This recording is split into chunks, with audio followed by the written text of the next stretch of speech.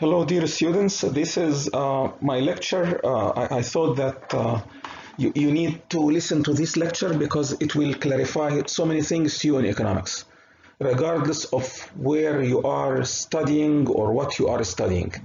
It talks about things. Remember when I told you before that any business, why economics is important? Because any business exists to make money.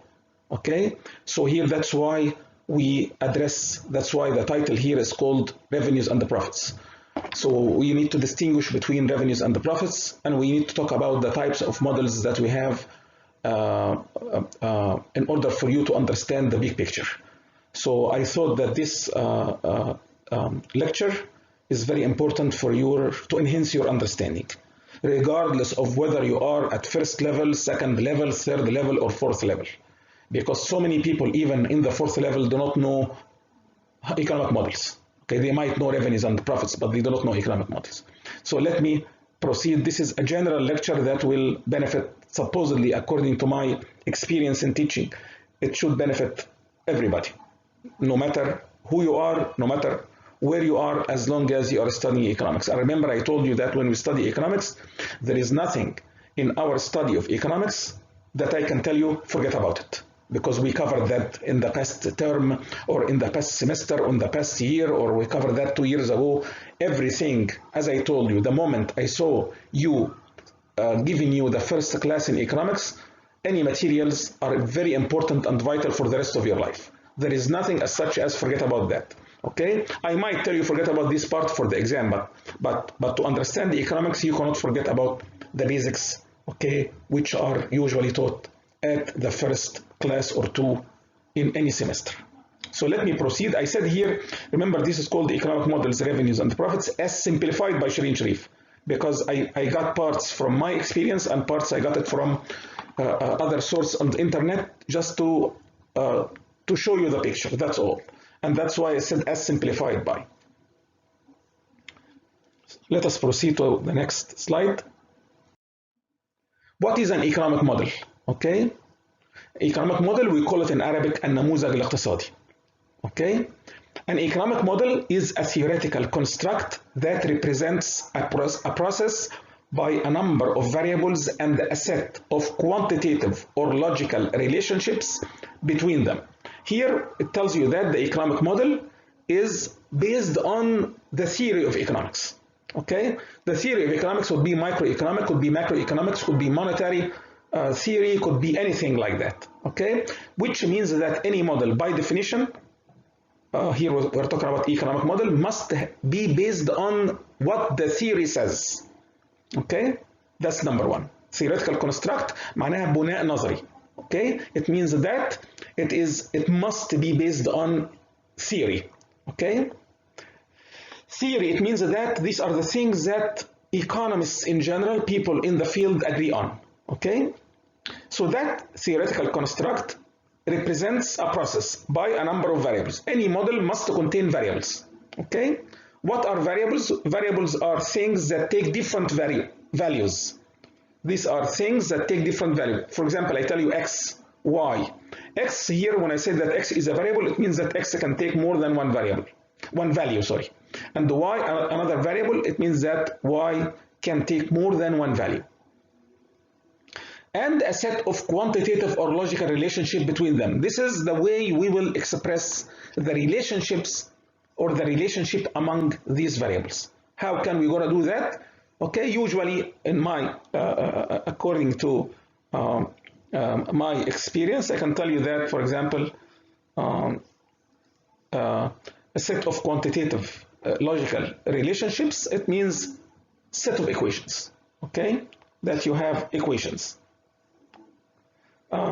Any model is designed to determine what, so now in the economic model is a theoretical construct that contains variables and a system of equations that express the relationships among these variables.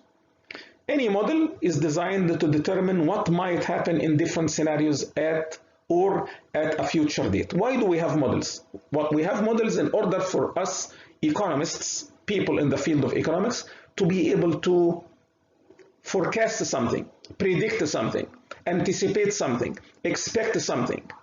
show something that will happen in the future, given what we are having currently in our life.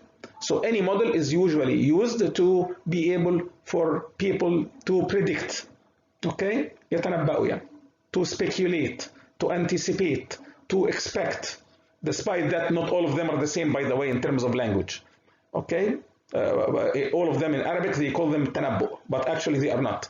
They are different degrees, because prediction is not the same as speculation, is not the same as forecasting, is not the same as expecting. They are different. But for you at your level, consider them تنبؤ, the same, okay? I want to know the value of a certain variable after some years to come, given the values that this variable has right now. It is essentially a simplified, any model is a simplified framework used for describing the workings of the economy. Why do we have models? Because models in general are simplifications of the real world, okay?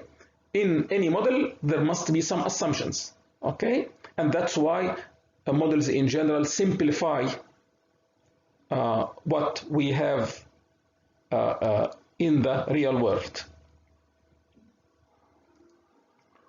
Okay, that's why we say simplified.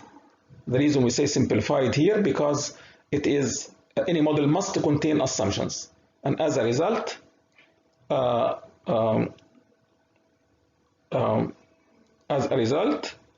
we must have we have assumptions, we have variables, we have system of equations, and then we have this system of equation describes the relationship among the variables.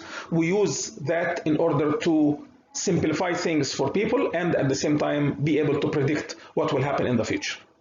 In modern times, an economic model is composed of some exogenous variable, any model in general, because here will tell you that in modern times, okay, everything is done in mathematical forms, in equations, because in the past, economic models were verbal, okay, paragraphs and sentences. Now, not now, in the past actually, I can tell you in the past 50 years, okay, 50 years, okay, any economic model is now mathematical, which means that we express the relationships among variables through equations, okay? Why do we have that? Because now we have computers, we have software, we have sophisticated statistical devices and technologies that will allow us to solve the model. So in modern times, an economic model is composed of some exogenous variables. What are exogenous variables? We call them in Arabic المتغيرات الخارجية. Exogenous variables are any variable that I give you the value of which. Okay? If I tell you, for example, okay, what will the farmer do or what will the producer do if the price of the product is £5 a kilogram? Okay? If I give you the value for a certain variable, okay, I give it to you. You do not need to solve for it. It is already given to you. Anything that is given to you for a variable is called the exogenous variable. Okay? Knowing that inflation rate in Egypt is, let us say, 5%. Okay? It means that you solve the model taking into account that inflation in Egypt is 5%. Okay? It is not subject to discussion. It is not subject to telling me or asking me why and why not. It is an exogenous variable. It is given to you. Knowing that. Okay? In addition to exogenous variables, which are needed to be able to solve the model, you have to have some endogenous variables, as I said here, at least one. Okay? Endogenous variable, which we call it in Arabic متغير داخلي, it means that it is the type of variable that when you solve the model, inshallah, you will obtain the value of that variable. Okay? The simplest types of models where you have only one endogenous variable. Okay, usually in your work, not usually in your work, actually, throughout your work as an undergraduate student in general, whether you are in the first level, second, third, or fourth, usually, okay, unless you are, deeply specialized in economics, you usually have one endogenous variables to work to try to find the optimal value of. Okay. Why do I say optimal value? Because this is the value that will solve the model. Optimal value, it means the value that will solve the model, okay? That will realize the clarity of the equations that you have, or the system of equations that you have. In addition to, you have exogenous variables, endogenous variables, and you also have system of equations. As I told you, these equations describe the relationships among the variables that you have. Okay? All of that is done in mathematical form. Now let us move to the next slide. Why do economists use economic model? Why do the people studying economics, economists are the people whose profession is economics. Okay? They are called the economists. So, for example, I am an economist. Okay, why? Because my profession is economics. Economists, by the way, it's not necessarily a university professor. Economists could be somebody working in a private company, but taking care of the economics of the company. In that case, he is called the economist. Economists often create models in order to simplify their data so that non-specialists can understand them. Okay, actually, when you look at that, why do we use models? I told you models are simplifications of the real world. So why do we simplify? Because non-specialists can understand. Okay? But this is actually not the main purpose of the model. Okay? Actually, we use models in order for us economists to be able to predict, to tell you the future values of the variables that you currently have. Here it says if a specialist has to make a presentation to a group of lay people, using economic models is an effective way of getting everybody to understand the overall message or the conclusion of the study. Which tells you here, this is again elaboration on the first point. Okay, we use economic models to make others, non-specialists, non-economists, understand the big picture. Now, but as I told you again, we're gonna let us look at the other slide, because the other slide is much more important than this slide. Okay. When we talk about what is known as empirical economic models. Empirical, it means experimental, sort of, okay, practical, sort of. Economists also build models to study what-if scenarios. This is what I told you, okay? Remember, before we said that economic models are used to simplify things, okay? But actually, the reason we economists use economic models is to be able to predict what if, okay? What if the value of that variable is this way? What if, okay, scenarios, that means different cases that any economy or any producer or any consumer might encounter, might see, okay? I give you example here. Examples are such as the impact of the overall economy. Remember the word economy, it means the country here. It doesn't have to do, it has nothing to do with economics, okay? The overall economy, the country as a whole, okay? For example, what will happen in the country if, for example, the government introduced the value-added tax, which we call it VAT. All of us know about it, okay? Suppose that there is no tax currently. I want to know what will happen to the economy if the government introduces a value-added tax. هي ضريبة القيمة المضافة. Okay? Or what will happen to the other variables if the price of whatever we are talking about, it changes. Or probably if the rainfall level drops, if you are talking about agricultural things, or anything like that. Okay, what if? Imaginary scenarios. Okay, in order for us to be able to see what will happen if a certain action or some actions have been taken. We have so many types of economic models. As I said here, despite their diversity, we have so many types of economic models, but they have common features. Okay, which we explained actually in the previous slide. Okay, each will allow for inputs. You must have inputs. Inputs are exogenous variables, the things that are given to you, the values of some variables that are already given to you, which do not need to be explained by the model. As I told you, knowing that inflation rate is 5%, knowing that the price of tomatoes is 3 pounds a kilogram. Okay, these are examples of exogenous variables. Things that you do not need to explain. They are given to you. And that's why we call them inputs, given to you. Okay? Any model tries to find the optimal value of at least one endogenous variables, as I told you before. Okay? Why? When we solve the model, okay, we try to find the value of the endogenous variable, at least one endogenous variable, that will make the equations come true. Okay? We call that, in that case, we call it optimal value. Okay, اللي هي القيمة المثلى, the value of the variable that will solve the model. In economics, now we are going to move to something else, something very important. After that introduction about what is an economic model. In economic theory, okay, there are two ways to teaching it. Okay, two ways, not only to teaching it, by the way, anyway, it has to do with teaching and researching as well, not just teaching. Okay, there is something called the deterministic models and something called the stochastic models. Okay, okay, by the way, for you, you study only in the first level, second level, third level, or fourth level, or any undergraduate study of economics in any university in the world, whether it is in USA or in Kuala Lumpur, you study the deterministic model. Okay? In the deterministic model, هو بنسميه the model that does not contain, which we call it the model that does not contain any uncertainty. Okay? We assume that every variable in your model is known with 100% certainty. Okay? I give you an example here because it's hard for you to understand that.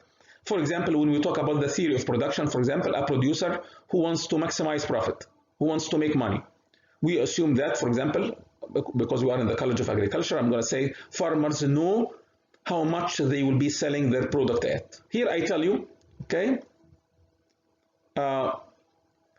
knowing that the price of tomatoes is £5 a kilogram, and knowing that the two inputs that we use have prices of this and that, your job is to determine the level of output that maximizes the producer's profit.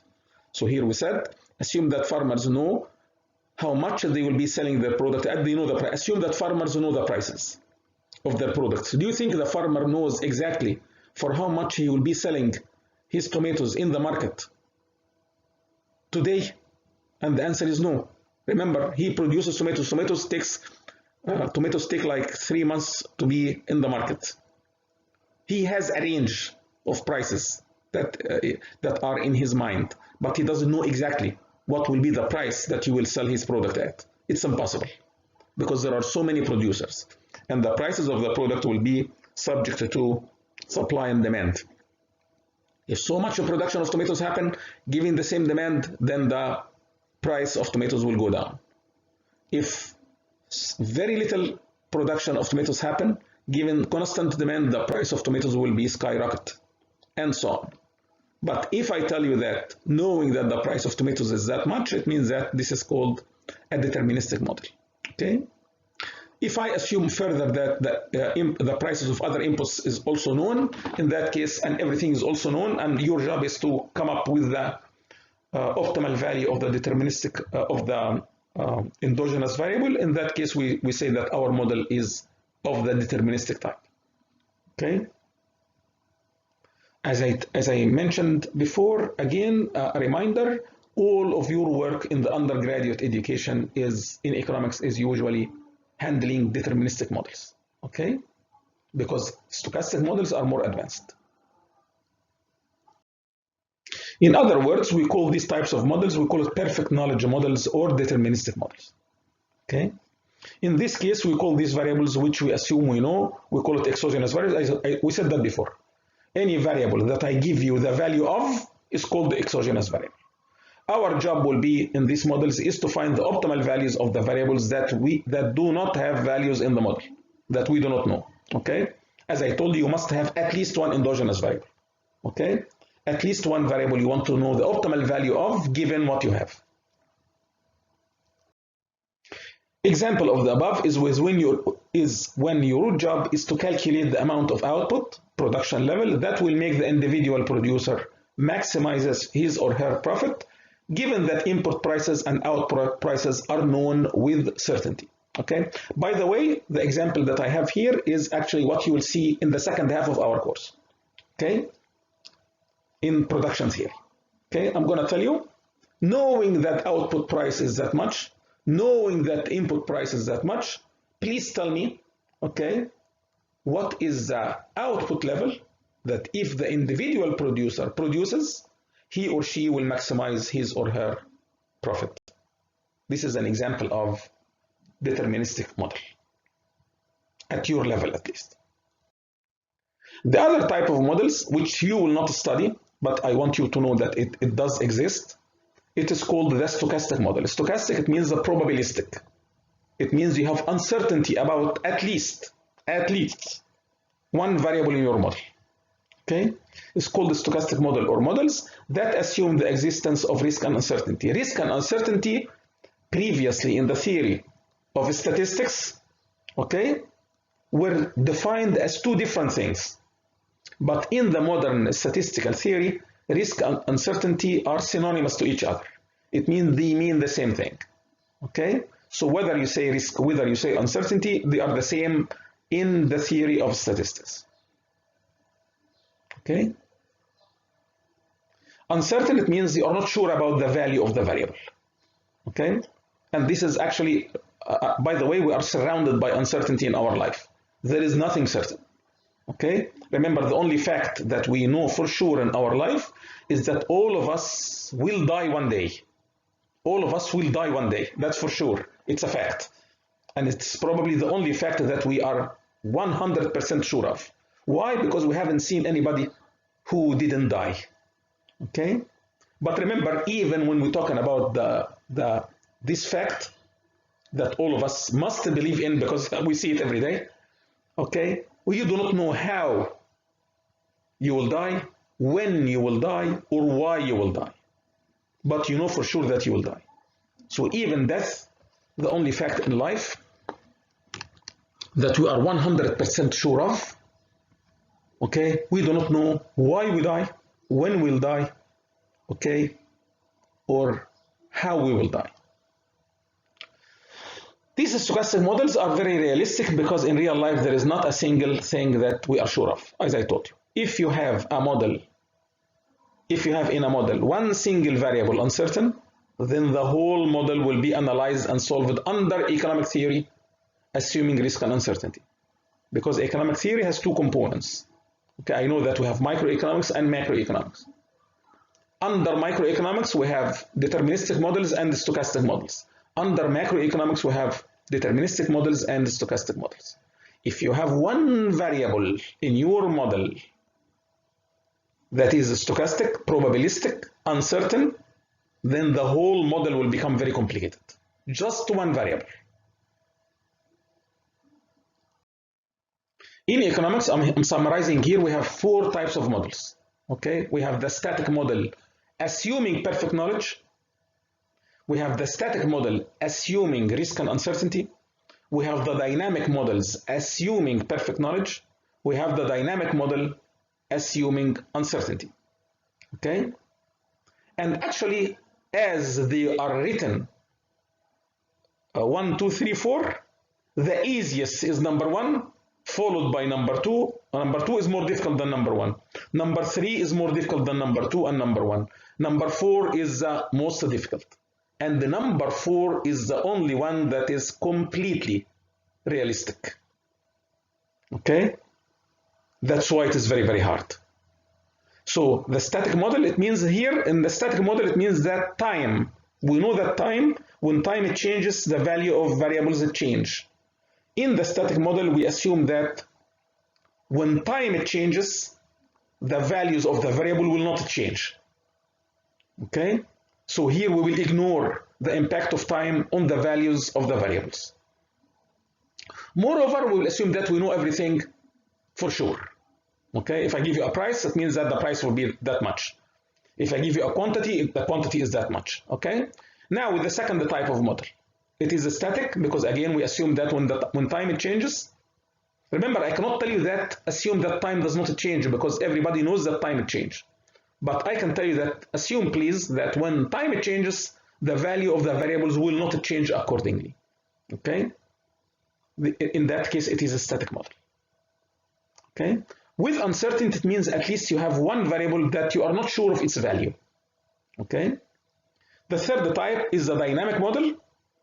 Okay? In that case, it means that when time it changes, time will have an impact on the values of the variables. It means that the values of the variables will change accordingly.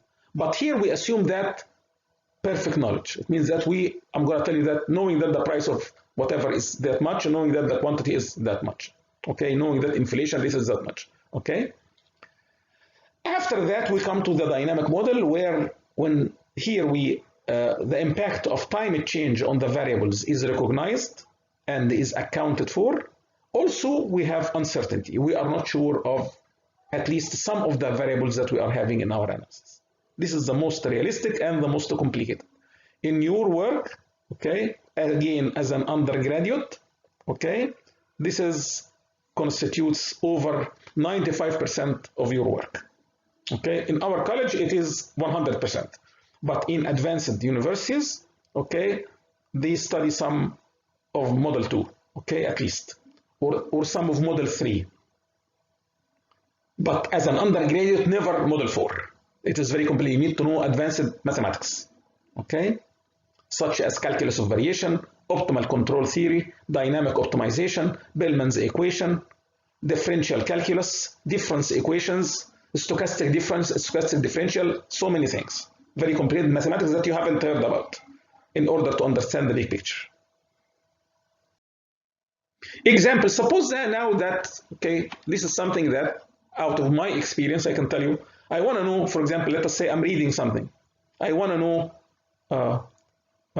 definitely the author of whatever you are reading or the researcher will not tell you what type of model he or she is doing. But are they signs that when I look at, I can tell the type of model that is used? And the answer is yes. Examples of how variables within the above four mentioned models will look like. In the first one, remember the first one, the first model is the static with perfect knowledge. Here I give you x equal 5. Okay? X equal 5 or x equal 6 or x equal 7 or x equal whatever. It tells you here, this is how the variable will look like in that static with perfect knowledge model. You see the variable is denoted by x, and it has a value in front of it. Okay, and this is what you will see in your courses again in the first, second, third level and the fourth level. Okay, the second type here you have static, and with perfect knowledge. In that case, I put x, which is the variable, and I open brackets and I put mu and sigma. Okay, as long as I did that, okay, it means that this is a stochastic model. This is a probabilistic model. It means that I have a probability density function that has a mu, which is the mean variable, the mean value of the variable, the average value of the variable, and what is called the standard deviation, which is a measure of how far we are from that mean value of the variable. We call that the x, we call that part, we call it as expressed by what is called the probability density function of the variable. It means that the variable can take so many values, okay, given a framework of, or a probability density function, or a curve that usually looks like this.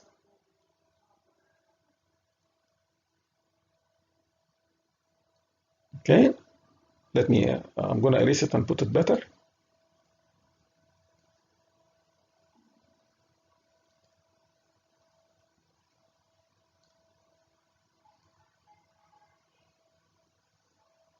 It has a curve like that.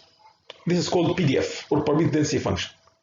Okay, it has a mean mu that is right here, and it has a sigma which measure how far to the left and to the right you are from that mean.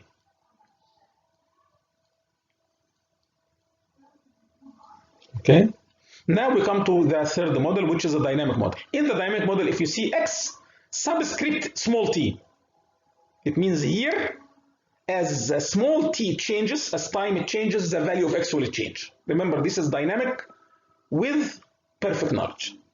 Okay, and the last one is the dynamic with risk and uncertainty. You have here x subscript t and then open a bracket mu and sigma. It means you have a dynamic model with risk and uncertainty.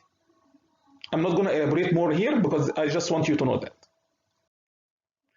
In the deterministic model, we say that the variable is x equals 3. In the stochastic model, we say that x is x with a mu and sigma, which is, it has a probability density function. Here I express the stochastic variable, which is right here, through the identification of the probability density function. We call it PDF, but PDF is not the same PDF that you know. Okay, it's not PDF document. It's not PDF document. It's called the probability density function. بنسميها دالة الكثافة الاحتمالية. This PDF expresses the possible values. Remember the possible values, the values that variable x can take. Okay, knowing the arithmetic mean of the variable, which you call it the expected value of the variable, and the standard deviation of the variable. Okay. Again, your job is just to know that, nothing more than that, as I showed you in the graphing of the PDF. In risk and uncertainty, the higher the expected value of something good, such as returns. Okay. For example, in real life, which goes with the theory, anything, if you see that, if I, let us say, went to the stock market, okay, and I bought some shares. The reason I'm going to buy some shares is because I believe that I can make money out of buying these shares, okay? The bigger the value of what I expect, the higher the risk that is associated with what I'm doing, okay? Everything that can lead to high returns, high benefit, will accompany high risk with it, okay? Anything that sort of you are sure of will have little risk that goes with it. Look, for example, compare two people. One of them is working in the government and one of them is working in the private sector in any country of the world. The person that is working in the government has a salary. The salary is almost guaranteed. And the salary we know in any government of the world, including USA itself, is low. Low compared to the salary that you can make in the private sector. So here we have something not really to look forward at, low or reasonable salary.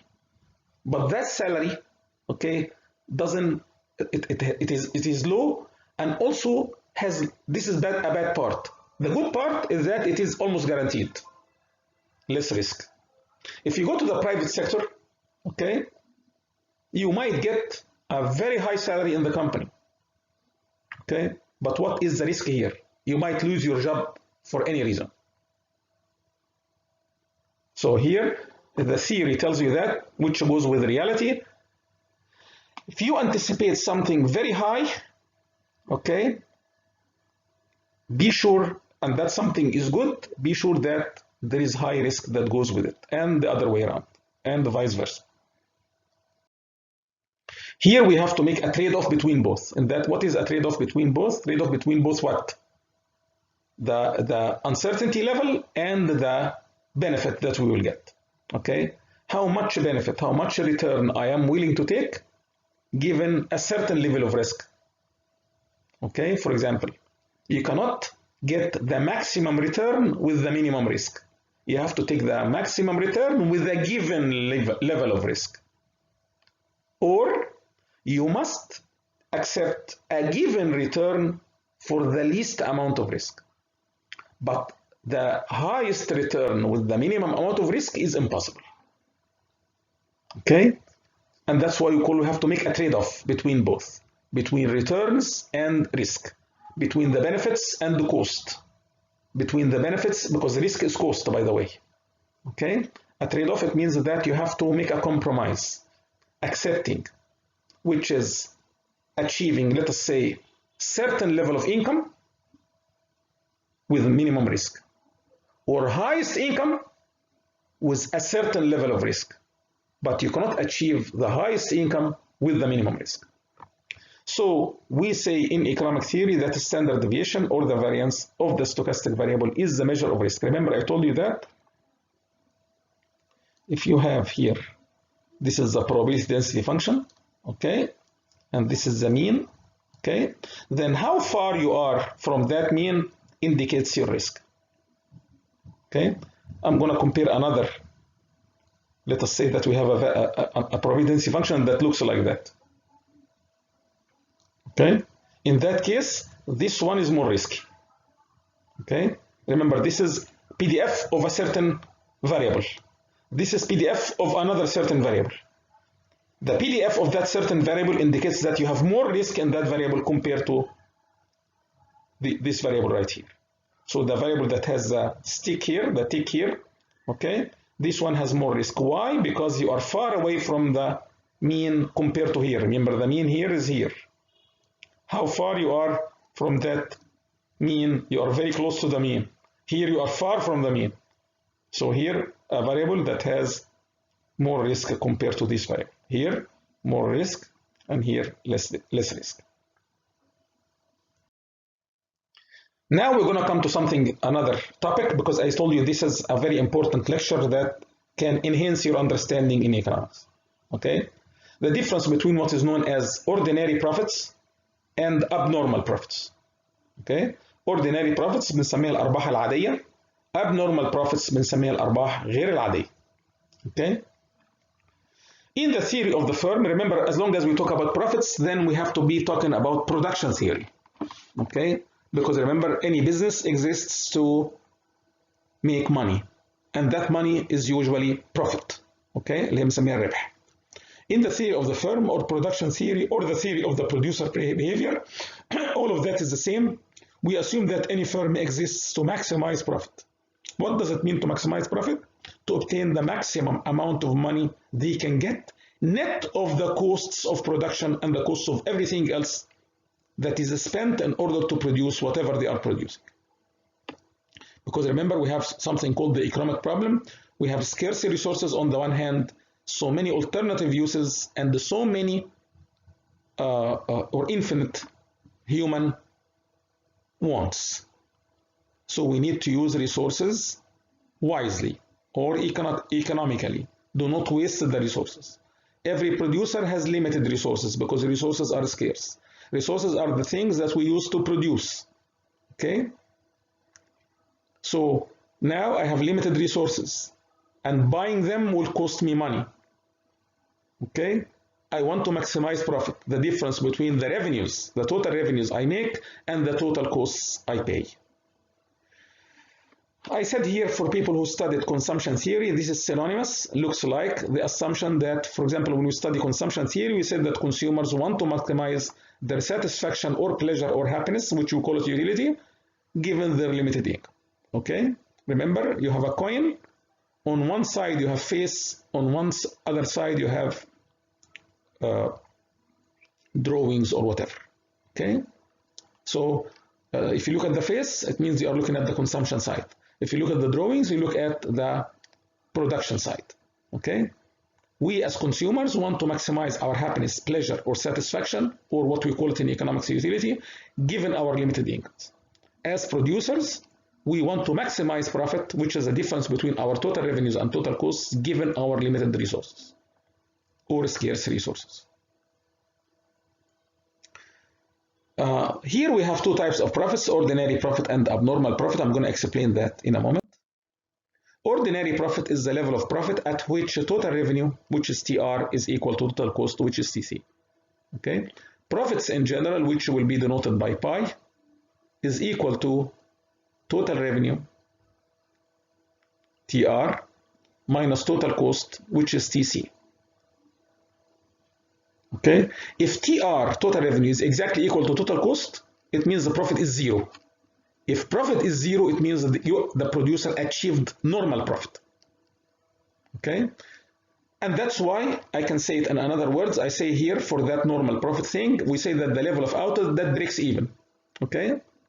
Breaks even, it means what? It means the level of output at which the total revenue of output is equal to total cost of output, or the difference between total revenue of output and total cost of output, because both of them, by the way, every variable here, profit is a variable, total revenue is a variable, total cost is a variable, all of them are a function of the level of output, which means that when you graph them, you put level of output horizontally, which is Y, and you put money here, because profit is measured in money, total revenue is measured in money, and total cost is measured in money.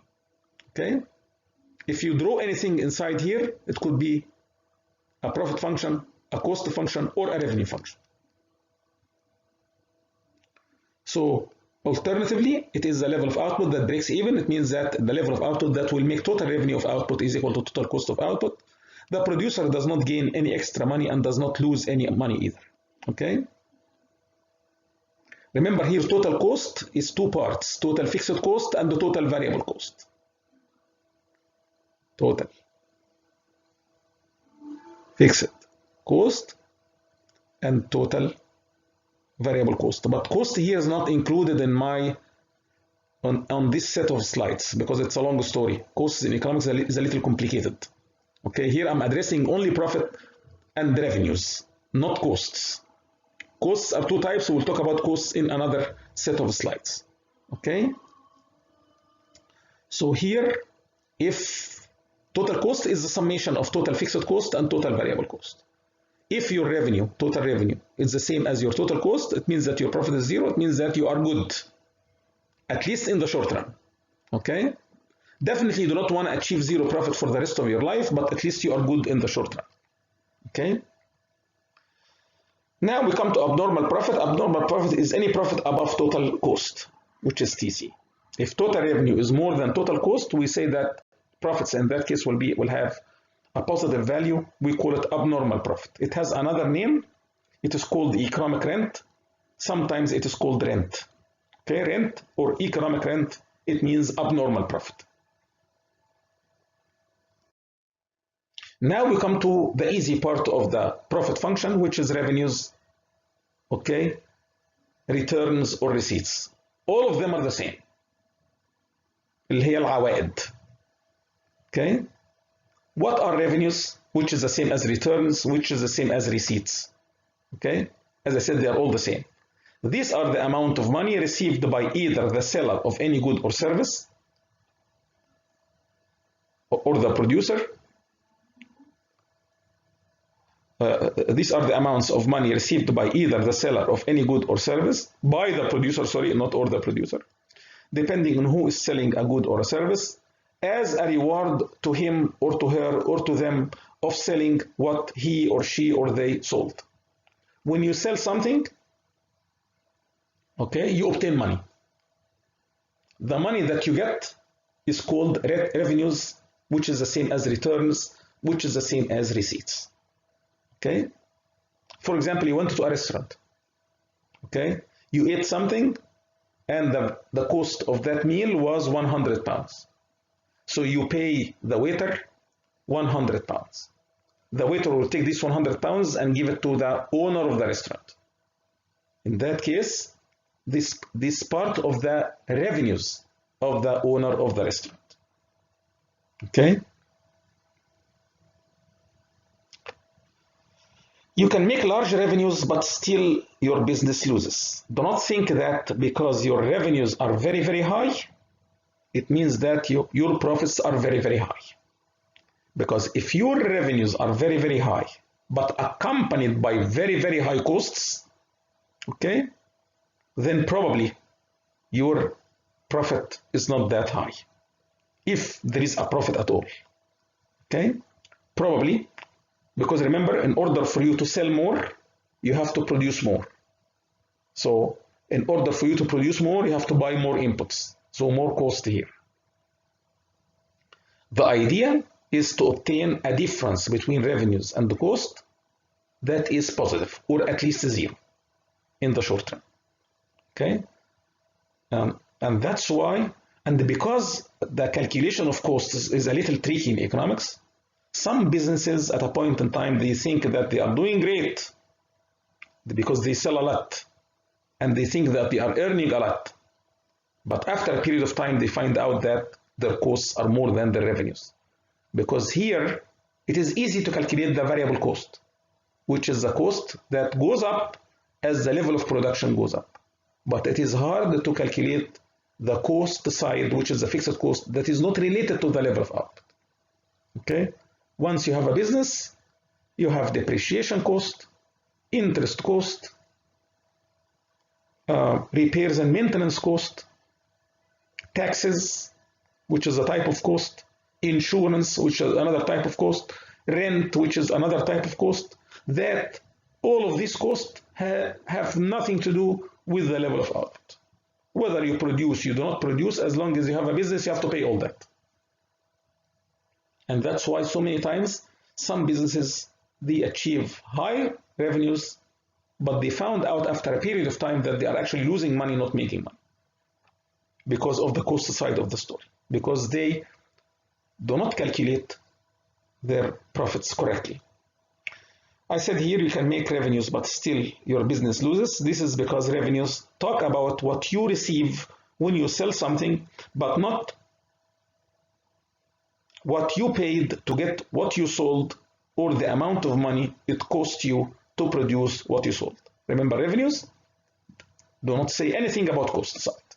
It tells you about what you receive when you sell something. That's all. And that's why in economics we never aim at maximizing revenues. We aim at maximizing profits.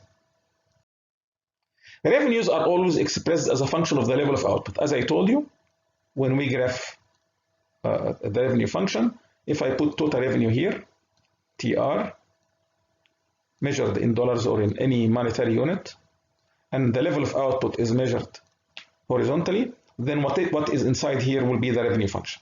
Okay? Total revenue is where TR is total revenue and Y is the physical level of output, which means that output measured in any physical units, anything but not monetary units. The above function means that as the level of output or sales goes up or goes down, total revenue will go up or go down. That is to say, when Y changes, total revenue will change accordingly. Remember, total revenue is a function of the level of output.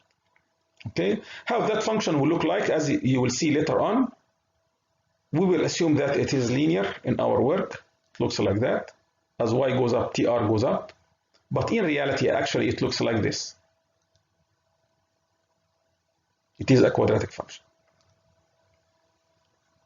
Let me just erase that part because it's not correct. It looks like that. This is total revenue function in reality. But if we have it linear like that, let me just erase it again.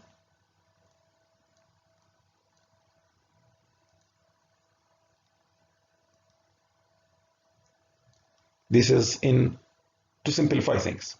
Okay. So here, the above function means that as the level of output, we said that already. Remember that it is not necessary for a company of any type to sell all of what they produce. Okay.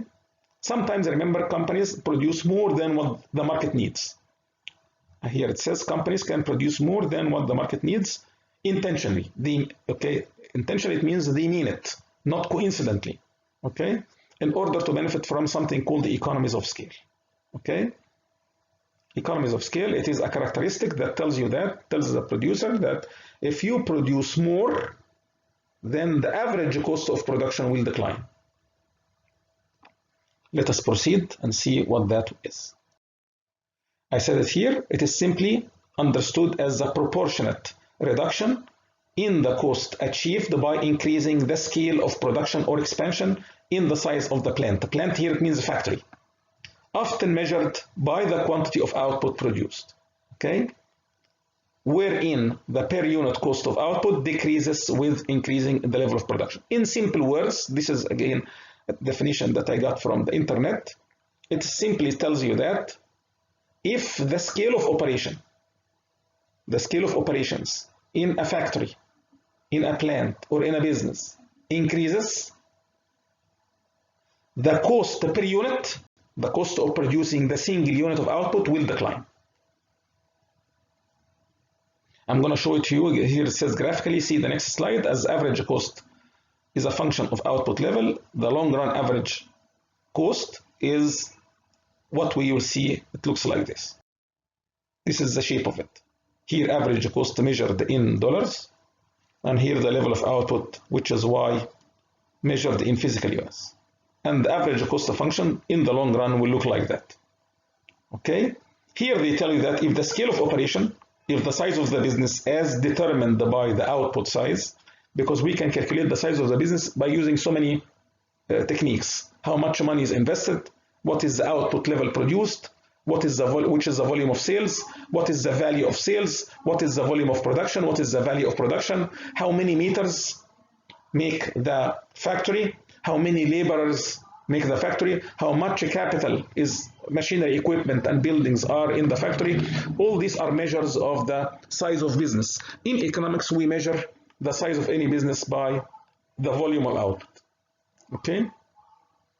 In that case, the long run average cost curve will look like that. Average cost is total cost divided by the level of output. It tells you how much the single unit of output costs the producer. Okay? Here it tells you that as the scale of operations increases, as you can see here, long run average cost will go down, reaches a minimum, and then it will go up all the way. Okay? This part is called the economies of scale. This part is called the diseconomies of scale. Okay? Economies of scale here tells you that if you increase the scale of operations, then the average cost of production will decline. It will reach a minimum. After that, if you go for more output production, if you try to increase the scale of operations, then average cost will increase. People usually say that average cost will increase because of the business will get very big, and usually the business will not be able to manage the business, okay, because of management problems. So this is economies of scale, which is right here, from here to here. Okay, as the level of output increases, average cost will go down. Forget about that part. I got it to you from Wikipedia, because Wikipedia, which is a free encyclopedia, Wikipedia is not a scientific source of information. But why did I put it here? Because it simplifies things. If you understood what I explained in the previous slides, do not even read that. Do not even read that. Okay, I'm putting that just in, I'm not going to go through it because it is a repetition of what I said. Okay, but because usually I advise my students, in case they do not understand a certain concept, I told them to go to Wikipedia, despite that Wikipedia is not a scientific source. I cannot put it as a reference in a scientific article. But it is a source of easy, simple to understand information. If you understood what I covered before, do not even read that slide. And do not also read that slide, because it is the same thing. There is nothing, as I said. These economies of scale, which I told you, it is when the curve, the long run average cost curve is rising, okay, which is exactly the opposite. When the scale of operation increases, the cost of producing a single unit of output, which is average cost, keeps on increasing. Don't even read that if you understood what I said before. Again here, okay, here, why did I put all that in the slides? Okay, as long as I'm not lecturing it. Because some students, they want to know more. Some students, they want to understand more. Some students, they might not be convinced with what I said. And that's what I put it. And actually here, this part is a little important. Economies of scale often have limits, okay?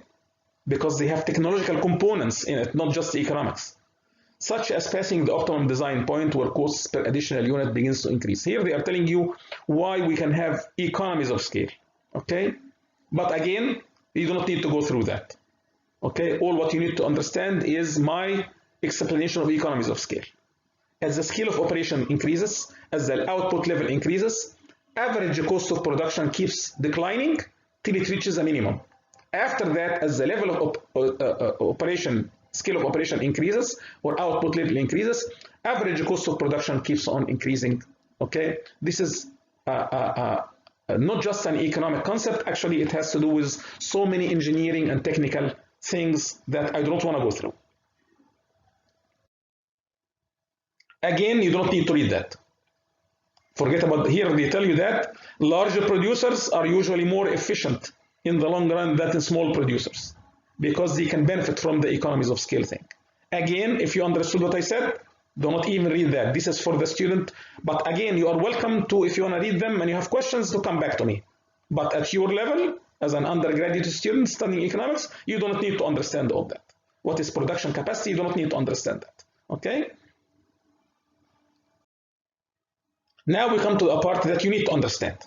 We are done with the easy part. Now, when we graph the total revenue function, we label the vertical axis with total revenue measured in monetary terms, as I said, dollars or pounds or whatever, and we label the horizontal axis with Y, or the level of output, or the amount or of sales or number of sales. As I told you, I told you that before. Here you have output level, and here you have total revenue. In economics, the slope of any function is called the marginal function. I told you that before. The slope of any total function is called the marginal function. Okay? So in case of the total revenue function, where total revenue is a function of level of output, the slope of that function is called the marginal revenue function. Okay?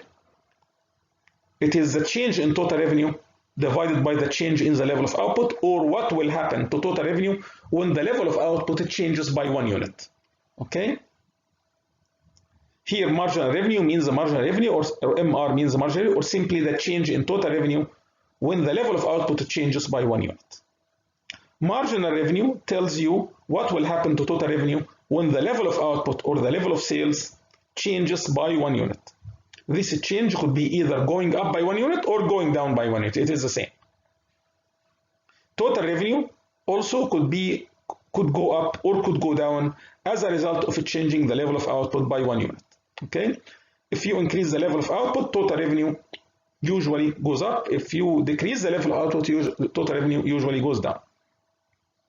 Marginal revenue is also called the slope of the total revenue function, or the rate of change of the total revenue function with respect to the level of output. Again, I explained all that in Shireen 1 and 3, remember. Okay? In case you missed that, I told you it is required, and I put it actually for you to go through because it will help you. For people who are good in differentiation or calculus, all what I said here is ABC. It doesn't need any elaboration because, okay, remember I told you what the shape of the total revenue function will be. It could be linear, it could be quadratic. We graphed it before. For people who are good in mathematics, what I'm saying here is one thing and one thing only extra to what you studied in calculus.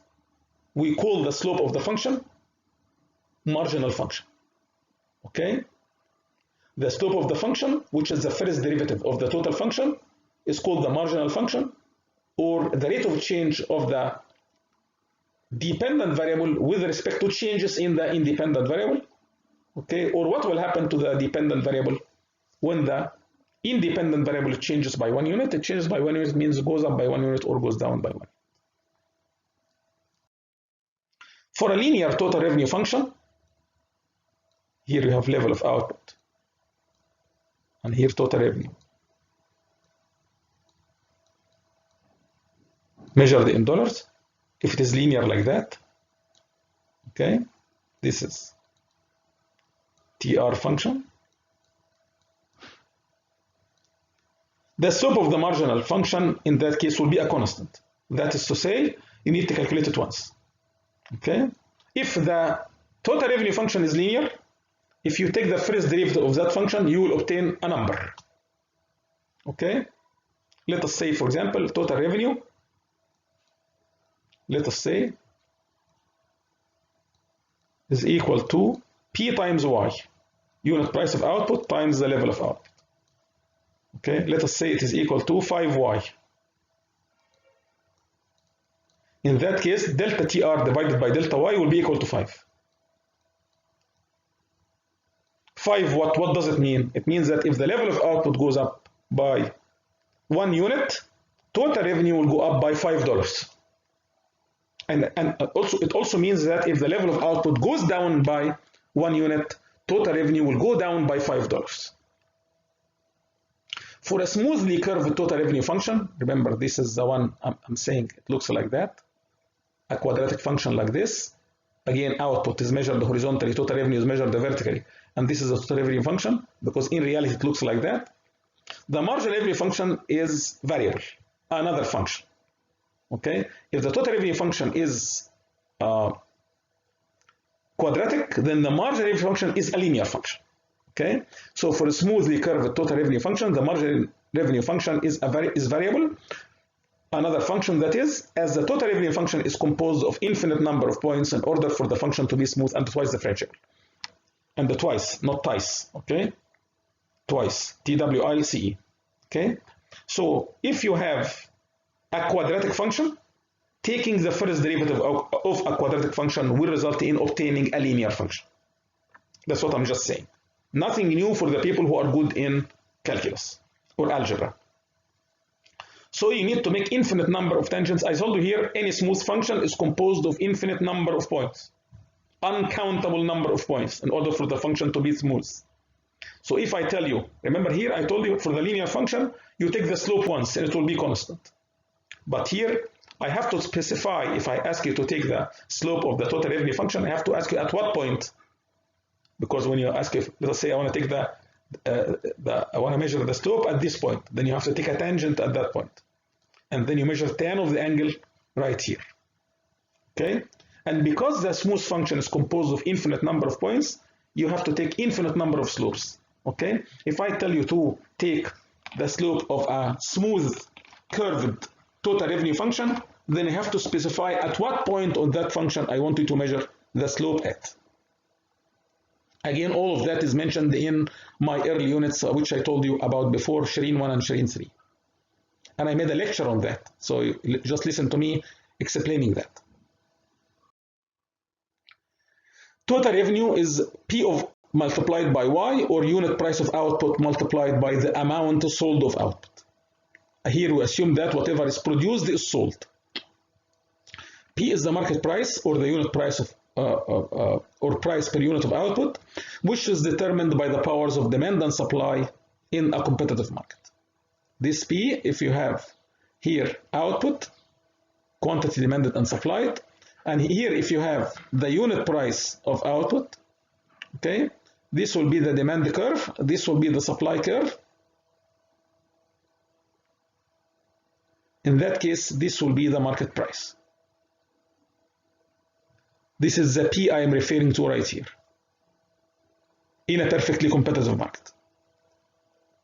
This price is beyond the control of the individual producer or the company that sells an item. They take it as given. Okay? In a competitive market, we have so many producers. Okay? Nobody can control the price.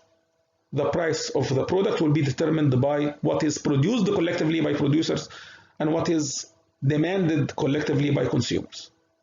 What is produced collectively by producer is called supply function.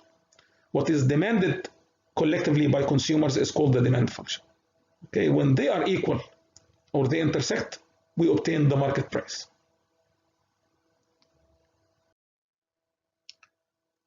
There are two cases where total revenue could be zero. Okay, remember total revenue is equal to P times Y. So in order for total revenue to be zero, either the price is zero or the level of output is zero. If the price is zero, it means that you are selling the product for free. Then the item or product in question is sold for free. In this case, there is no revenue to talk about. Why? Because you are giving up what you have. Okay, it's a gift from me. Okay, if Y is zero, no production. Okay, in this case, there is no revenue to talk about and there is nothing to talk about because there is nothing to be sold or nothing to be produced. These are the only two cases where total revenue could be zero. Either you are selling a product for free, in that case there is no revenue, or there is no product to talk about. In that case there is nothing to talk about. In our marginal economic deterministic analysis, because all of our work is called the marginal economic theory, okay, we take price or the market price as given, a constant, and Y is the variable in question. Given the market price, how much should I produce to maximize profit? This is, by the way, true at least in the short run. What is the short run? A time concept that states that at least some items cannot be manipulated. Some items I cannot change their quantities, because in order for me to change their quantities, I need a long period of time. The question now is, I showed you that total revenue function could be linear function with a constant slope, which is called the marginal revenue, or a smooth function that is quadratic, that has a slope is another linear function called the marginal revenue. Which one is it? Okay, as I told you, in teaching, we use linear functions for simplicity. In reality, it is a smooth function, it is quadratic. Total revenue is assumed to be linear only for simplicity. In reality, total revenue function is never linear. because the production function, okay, which is a physical relationship that explains what will happen to the level of output as the level of inputs change, is never linear. Okay, so it is never linear total revenue function because the production function, which describes the relationship between the physical level of output and inputs used in producing that output, is never linear. Okay, see the discussion on the production function part to know the geometric shape of the total revenue function. Okay, remember the production function is in the second part of the, it is in our course, it is in the second part of our course. It is a physical relationship describing what will happen to the level of output when the level of the variable input changes. Okay, see if I have x here as input and y here as output, the production function will look exactly like the total revenue function I'm telling you about. Okay, why? Because you cannot produce indefinite amount of output using infinite amount of inputs. Everything will have an end. Okay, in production of anything, this is the law of God. Okay, everything has an end. However, we can say that in reality the total revenue function must be increasing at a decreasing rate. Here we can tell you that if I graph the total revenue function, it will be that smooth function that we showed before. This is because the level of output, or y, is increasing at a decreasing rate as the level of inputs used in producing that output increases. Because the production function, which is a physical relationship describing what will happen to the level of output y as the level of the inputs x changes, it is increasing at a decreasing rate. As more inputs are used, output will increase at a decreasing rate. Output will reach a maximum, after which, if you increase inputs beside that point, output level will decline. Imagine, for example, and this is not only for agriculture, this is for everything in life. Okay? Imagine water is for free. By the way, regardless of the prices, water is free, water is X. Y is the amount of tomatoes produced. If I keep watering tomatoes, then you will see that the production of tomatoes will keep on going, but at a decreasing rate. At a point in time, you will see that tomatoes do not need more water. After that, if you go and use water beyond that level, you will see that output will actually die. Okay, because the roots will rot, الجذور هتعفن, and as a result, the plant will die. Somebody will tell me, yeah, doctor, this is agricultural. I'm telling you, for everything in life, everything must have an end. Using infinite number of inputs will never produce infinite number of outputs in anything in life, including even the production of services, not just goods. Believe it or not, but I don't want to waste my time talking about examples here. In economics, we say that the reason we have as the level of the variable inputs goes up, the level of output will increase at a decreasing rate. They call it in economics the law of diminishing returns, or the law of diminishing marginal product. Okay, the reason for this increase in total revenue at a decreasing rate is known as the law above. I, your instructor, see, as I told you before, see that this law is common sense, as God created everything in life that follows that law. Everything has an end. The reason is simply because no matter how much inputs we use to produce some output, a point will be reached where increasing the amounts of inputs used will do nothing to the level of output. No increase in the level of output at all. In fact, if the producer is stupid enough to keep increasing the levels of inputs, he, she, or they may see that the output level drops as a result of increasing input levels, even if these inputs are for free. I told you about the example about water. The plant needs water. Keep using water. What will happen to the plant? The plant will die. But producers, because they have instincts, they know when to stop using even a free input such as water. Our discussion here has nothing to do with output prices or input prices. Remember, our discussion has nothing to do with prices at all. I did not mention that output level will decline when you increase the level of inputs because of anything that has to do with prices. Okay? So our discussion here has nothing to do with output prices or input prices, as the discussion holds even if both are for free. This is called the law of God or the law of heaven. Okay, now we are done actually Now we are done with the revenue side and talking about some, okay, of course there are some complications to the profit side. Okay, the cost side of the profit story, this will be made in a separate PowerPoint document due to the relatively complexity of costs in the science of economics. Hopefully by presenting you that, you learned something. I want you to listen to that lecture, please. It is very important regardless of whether you are in first level, second level, third level, or fourth level studying economics. Believe me, what is written here is very, very important, especially if you are so super in terms of understanding revenues and the profits and the probably cost. You need to know the economic modeling part. Okay? Hopefully, my presentation was of help to you, and hopefully it will enhance your understanding of economics. Please feel free to ask me questions about anything that you want through any media that you like, whether it is Microsoft Teams or WhatsApp. If you have a question on WhatsApp, please address it to the group. So when I put the answer as a voice message, I want everybody to listen to the answer. I don't have to repeat it, because please do not underestimate the value of your question. Please do not judge your question. Your question is very, very valuable, but you do not know. So please never judge your question. If I ask that question, the doctor will be aggressive to me and the student will be laughing at me. Please do not do that. Easy questions, or what you think are easy questions, or what you think is easy, is the hardest for me. Okay? Because you do not know the picture, but I know. That's why I strongly encourage everybody to think and ask questions. Thank you very much, and bye-bye.